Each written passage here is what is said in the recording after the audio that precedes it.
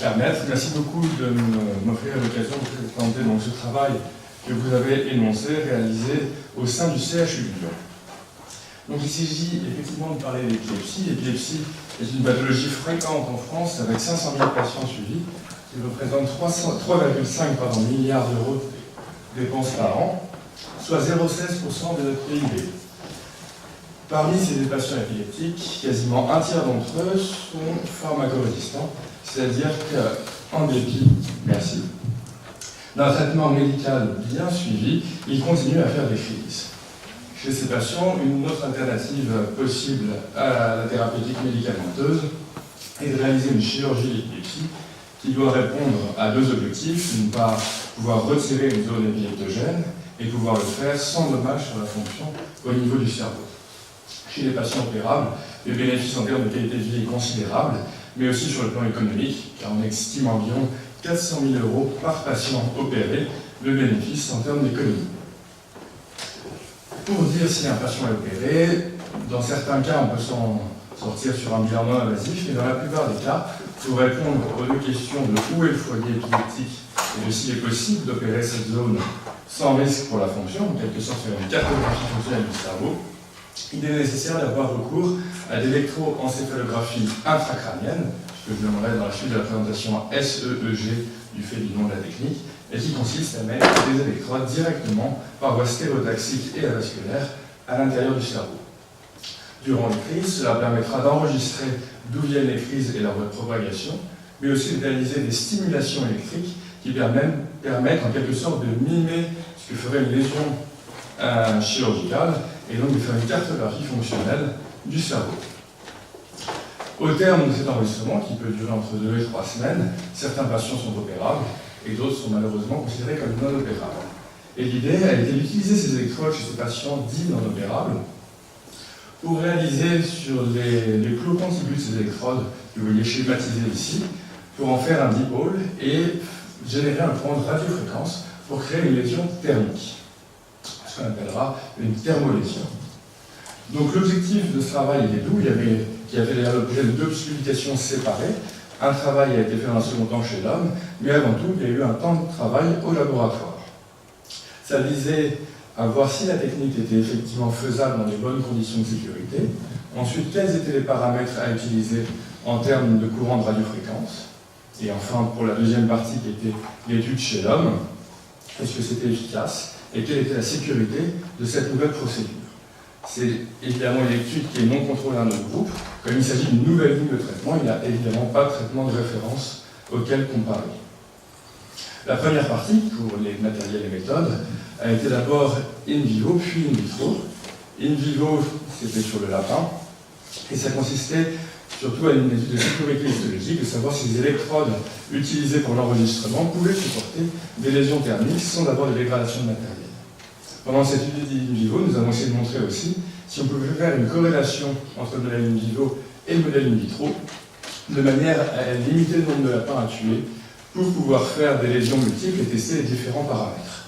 On a trouvé cette corrélation, ce qui nous a permis de faire les deux autres parties de l'étude sur un modèle in vitro sans avoir à continuer à utiliser un modèle in vivo, et qui a comparé les deux choses qui influent sur une lésion stéréotaxique par radiofréquence, à savoir les paramètres de radiofréquence et la configuration spatiale du dipôle utilisé.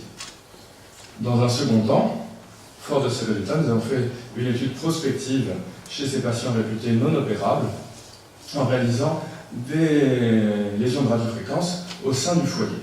L'évaluation neurologique était faite à 2 et à 12 mois et il y avait une collecte des complications éventuelles de la procédure. Pour les résultats, d'abord sur l'étude de laboratoire, in vivo, on a pu constater que les électrodes résistaient à cette lésion, et on a d'ailleurs maintenant le marquage CE pour pouvoir faire des lésions thermiques, et que les lésions histologiques étaient assez proches de celles obtenues par les coagulations monopolaires dans les années 60 et largement étudiées, avec simplement une limite beaucoup plus fine quand on les réalisait en bipolaire comme c'était le cas. Comme je vous l'avais évoqué tout à l'heure, on a trouvé une corrélation, et en plus c'était linéaire, ça simplifiait les choses, entre le modèle in vivo et in vitro. Si bien que pour les lésions in vitro, on a pu tester différents paramètres de puissance délivrée de courant de radiofréquence pour analyser le volume moyen de lésions qu'on obtenait, et on a trouvé une corrélation qu'on ne peut pas qualifier de plus linéaire. Donc plus on augmente la puissance, plus la lésion a un fort volume, et ce jusqu'à ce que la coagulation soit complète, ce qui se voit en pratique par une modification brutale de l'impédance du circuit. Fort de ces résultats, nous avons ensuite évalué l'impact de la configuration dans l'espace du dipôle, soit en prenant deux plots contigus sur l'électrode, soit en laissant des plots entre les électrodes. On a trouvé que quand on prenait des plots contigus et qu'on les décalait, on avait un volume qui était significativement bien plus important avec un aspect cylindrique que quand on prenait des plots qui étaient séparés, où on voit des lésions en forme de chapelet. Qu'est-ce que cela donne chez l'homme? Là, vous avez un exemple d'IRM post-opératoire post-lésion d'une jeune patiente qui avait une épilepsie frontale réputée non opérable. Donc il y a eu 162 patients au total qui ont pu bénéficier de cette procédure. À 2 mois, 25% étaient libres de crise et 67% répondeurs. On entendait par répondeur des patients qui avaient au moins 50% d'amélioration en termes d'intensité et de fréquence de l'épilepsie. À 12 mois, il n'y avait plus que 7% de patients libres de crise et 48% étaient encore répondeurs. Sur le suivi à long terme, il y avait 58% de maintien des résultats. Nous avons eu 1,1 de complications neurologiques.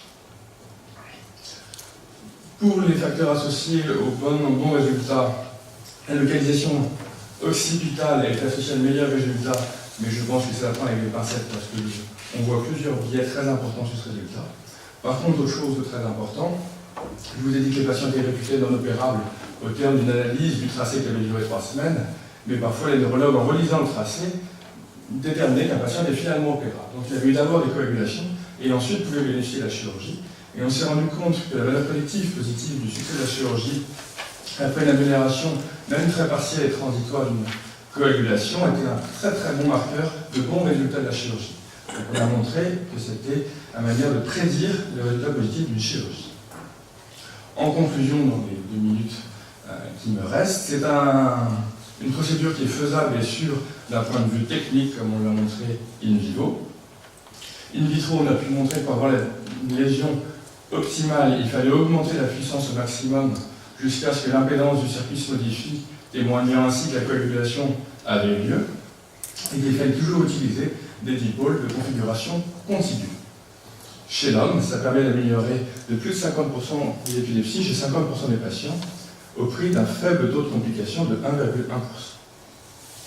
De ce travail est sorti des indications, qui ont été d'ailleurs récemment publiées, comme une nouvelle ligne de traitement pour les patients non opérables. Patients non opérables pour 2 raisons, soit qu'ils ont un vaste réseau épileptique, inaccessible à la chirurgie parce qu'on peut pas retirer tout le cerveau, et ça consiste à faire des lésions à des points essentiels de ce réseau pour le désynchroniser et améliorer l'épilepsie. Pour d'autres patients, par exemple une petite lésion au contact des ventricules, une chirurgie serait extrêmement risquée parce qu'il faudrait traverser des faisceaux de substances blanches très importants, et une lésion faite par le biais d'une électrode peut apporter une solution. Donc les patients non opérables qui bénéficient de cette nouvelle ligne de traitement sont soit de larges réseaux épileptiques, soit des lésions trop dangereuses à opérer. De plus, chez les patients opérables, ça permet d'avoir désormais un élément pronostic de ce que donnera la chirurgie de réduction conventionnelle. Enfin, nous réfléchissons à 2 nouvelles indications à développer sur lesquelles nous sommes en train de travailler.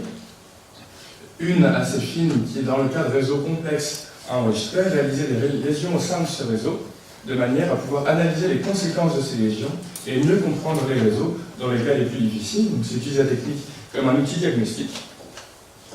Et une autre chose serait, en alternative à la chirurgie, par exemple pour de petites lésions très bien circonscrites, de proposer une lésion dont le volume pourrait égaler celle de la chirurgie, et peut-être proposer à ces patients très bien sélectionnés une alternative à la chirurgie conventionnelle pour proposer quelque chose de minimal invasif et de beaucoup moins régressif en épargnant une chirurgie classique. Je vous remercie de votre attention.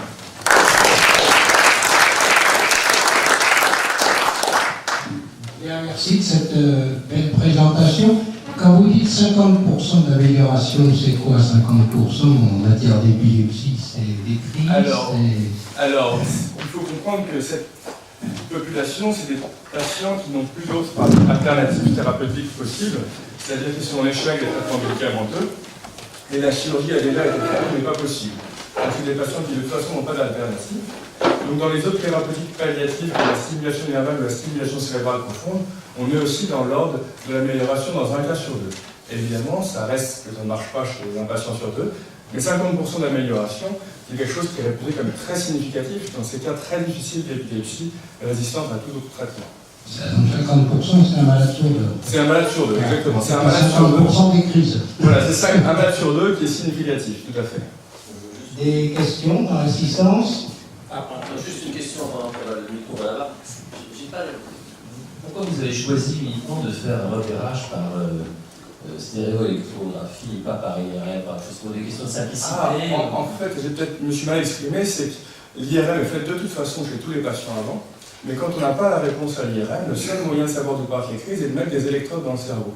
Pour tous les patients qu'on les opère ou non. Quand on les opère, on retire l'électrode et on les opère.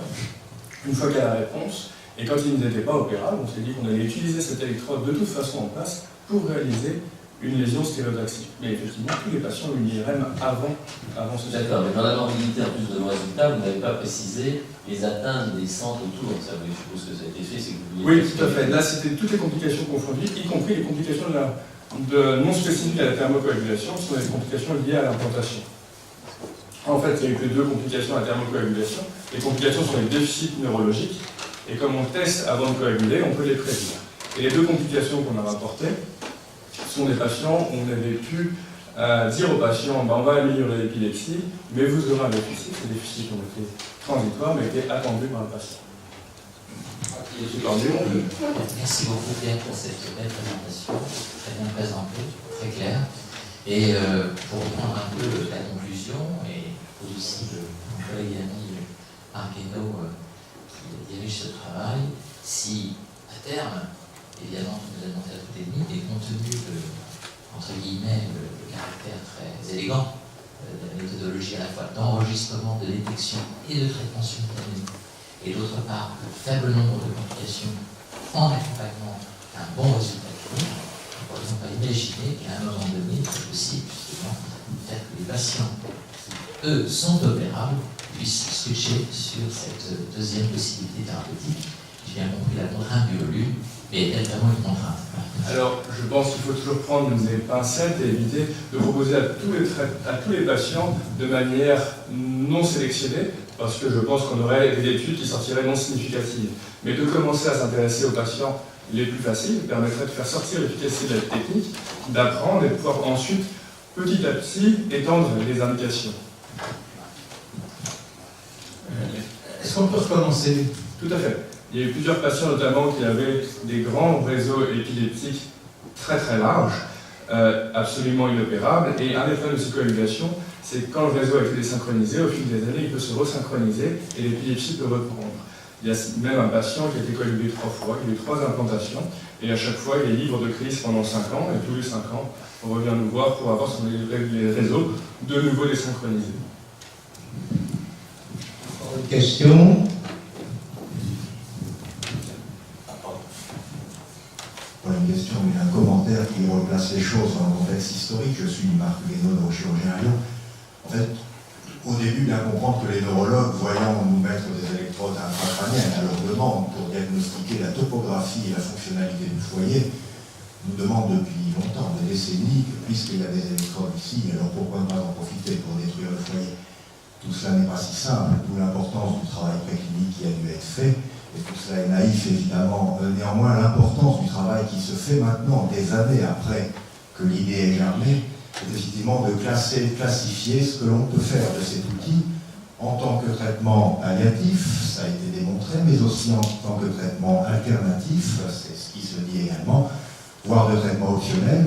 Et en plus, la jonction de la valeur de prédictif positif très forte lui confère maintenant aussi une valeur de test de diagnostic, et c'est ce que je voulais préciser pour ce qui est des évolutions récentes de ce travail, qui ne date pas d'hier bien sûr, mais qui maintenant prend vraiment tournure pour ce qui est de sa finalisation.